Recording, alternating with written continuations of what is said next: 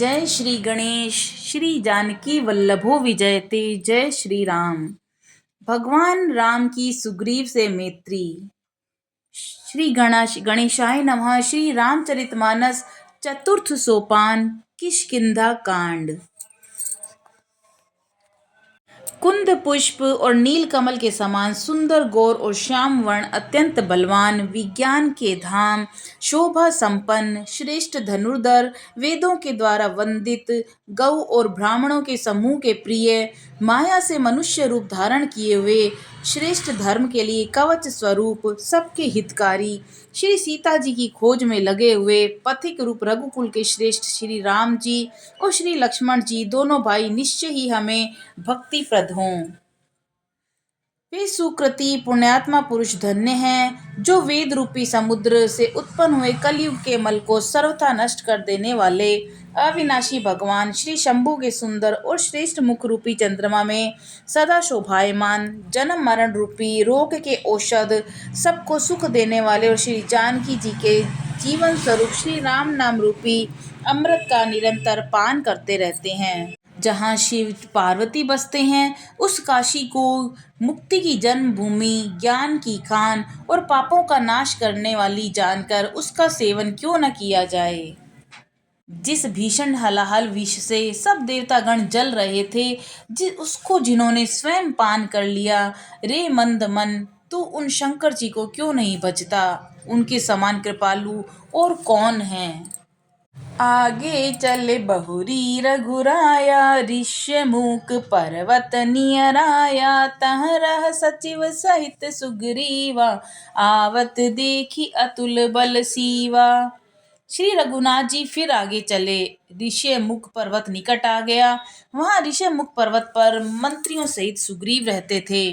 अतुलनीय बल की सीमा श्री रामचंद्र जी और लक्ष्मण जी को आते देखकर अति सबीत कह सुनु हनुमाना, पुरुष जुगल बल रूप निधाना, धरि बटु रूप देखु ते जाहि, कह सुजान जी शयन बुझाहि। सुग्रीव अत्यंत भयभीत होकर बोले कि हे हनुमान, सुनो, ये दोनों पुरुष बल और रूप के निधान हैं। तुम ब्रह्मचारी का रूप धारण करके जाकर देखो। अपने हृदय में उनकी यथार्थ बात जानकर मुझे इशारे से समझाकर कह देना। पठय बाली होही मन मेला, भागो तुरत तजो यह सेला, विप्र रूप धरि कपित गयऊ, माथ नाई पूछत अस भयऊ। यदि वे मन के मलिन बाली के भेजे हुए हों, तो मैं तुरंत ही इस पर्वत को छोड़कर भाग जाऊं। यह सुनकर हनुमान जी ब्राह्मण का रूप धारण करके वहां गए और मस्तक नवाकर इस प्रकार पूछने लगे। को तुम श्यामल गोर शरीरा, छत्री रूप फिरहूं बन भीरा, कठिन भूमि कोमल पदगामी, कवन हेतु बिचरहूं वन स्वामी। हे वीर, सांवले और गोरे शरीर वाले आप कौन हैं, जो क्षत्रिय के रूप में वन में फिर रहे हैं। हे स्वामी, कठोर भूमि पर कोमल चरणों से चलने वाले आप किस कारण वन में विचर रहे हैं। मृदुल मनोहर सुंदर गाता, सहत दुसह बन आतप बाता, की तुम तीन देव मह को, नर नारायण की दुमक दो। मन को हरण करने वाले आपके सुंदर कोमल अंग हैं और आप वन के दुसह धूप और वायु को सह रहे हैं।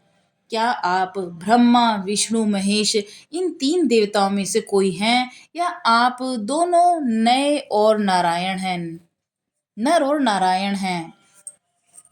जग कारजन तारन भव, भंजन धरनी भार, की तुम अखिल भुवन पति, लीन मनुज अवतार। अथवा आप जगत के मूल कारण और संपूर्ण लोकों के स्वामी स्वयं भगवान हैं, जिन्होंने लोगों को भव सागर से पार उतारने और पृथ्वी का भार नष्ट करने के लिए मनुष्य रूप में अवतार लिया है।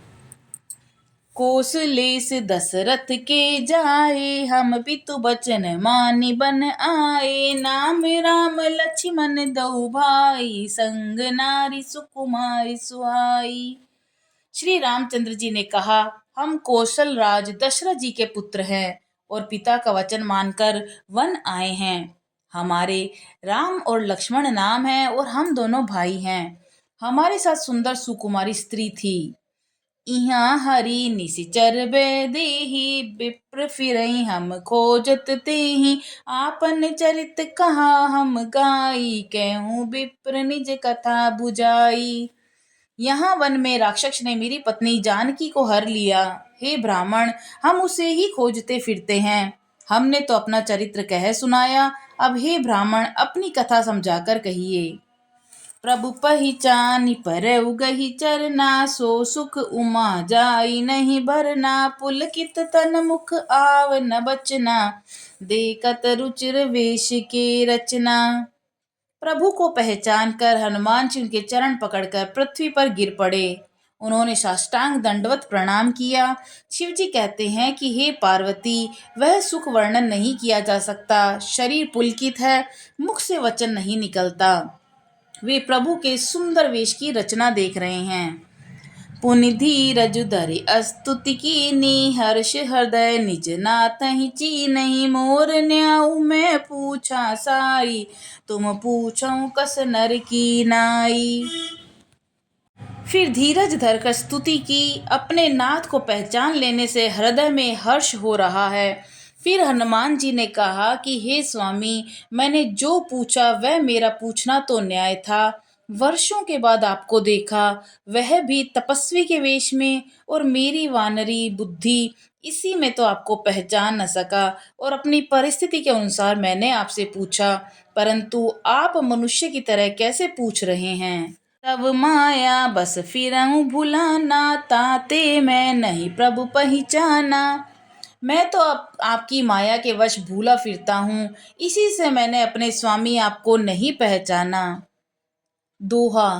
एक में मंद मोह बस कुटिल हृदय अज्ञान पुनि प्रभु मोहि बिसारे दीन बंधु भगवान। एक तो मैं यूं ही मंद हूँ, दूसरे मोह के वश में हूँ, तीसरे हृदय का कुटिल और अज्ञान हूँ। फिर हे दीन बंधु भगवान, प्रभु आपने मुझे ही भुला दिया। यद्यपि नाथ बहु अवगुण मेरे सेवक प्रभु परे जनि भोरे नाथ जीव तब माया मोहा सो निस्तरई तुम्हारे ही छोहा। हे नाथ, यद्यपि मुझ में बहुत से अवगुण हैं, तथापि सेवक स्वामी की विस्मृति में न पड़े। आप उसे न भूल जाएं। हे नाथ, जीव आपकी माया से मोहित है, वह आप ही की कृपा से निस्तार पा सकता है। तापर मैं रघुबीर दोहाई जानहु नहीं कछु भजन उपाय सेवक सुत पति मातु भरोसे रही असोच बनई प्रभु पोसे। उस पर हे रघुबीर, मैं आपको दुहाई करके कहता हूँ कि मैं भजन साधन कुछ नहीं जानता। सेवक स्वामी के और पुत्र माता के भरोसे निश्चिंत रहता है। प्रभु को सेवक का पालन पोषण करते ही बनता है और करना ही पड़ता है। अस कहीं पर उचरन अकुलाई निज तन प्रगट प्रीति उर छाई तब रघुपति उठाई उर लावा निज लोचन जल सींचि जुड़ावा। ऐसा कहकर हनुमान जी अकुलाकर प्रभु के चरणों पर गिर पड़े। उन्होंने अपना असली शरीर प्रकट कर दिया। उनके हृदय में प्रेम छा गया। तब श्री गुरु रघुनाथ जी ने उन्हें उठाकर हृदय से लगा लिया और अपने नेत्रों के जल से सींचकर शीतल किया। सुन कपि जियें मानसी जनियूना मैं तमम प्रिय लक्ष्मण ते दूना समदर्शी मोहि कह सबको सेवक प्रिय अनन्य गति सो। फिर कहा कि हे कपि सुनो, मन में ग्लानि मत मानना। तुम मुझे लक्ष्मण से भी दुगने प्रिय हो। सब कोई मुझे समदर्शी कहते हैं। मेरे लिए न कोई प्रिय है न अप्रिय, पर मुझको सेवक प्रिय है, क्योंकि वह अनन्य गति होता है। मुझे छोड़कर उसको कोई दूसरा सहारा नहीं होता। सो अनन्य जाके असीमति न टरई हनुमंत मैं सेवक सचराचर रूप स्वामी भगवंत।